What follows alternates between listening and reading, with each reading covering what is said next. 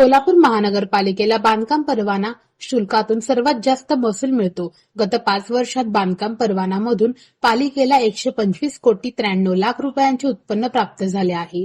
दरवर्षी सरासरी 1200 ते 1500 बांधकाम परवाना अर्ज पालिकेकडे येतात, अशी माहिती नगररचना विभागाने दिली आहे. यंदा पालिकेने 1600 बांधकाम परवाने दिले आहेत. शहरात 70 मीटर उंचीपर्यंत इमारतीचे बांधकाम करण्याची परवानगी आहे. अशा बांधकामाची पालिकेकडून पूर्व परवानगी घेणे आवश्यक असून सध्या बांधकाम परवाना अर्जाची संख्या वाढली आहे. दरवर्षी सरासरी 4 ते 5 हजार नवीन मिळकतींची भर पडत आहे. खुल्या प्लॉटधारकांची संख्या 70,000पेक्षा जास्त झाली आहे. सोलापूर शहरात आजपर्यंत 3.25 लाखाच्या वर मिळकतदारांनी बांधकामे केली आहेत, अशी माहिती पालिका प्रशासनाने दिली आहे.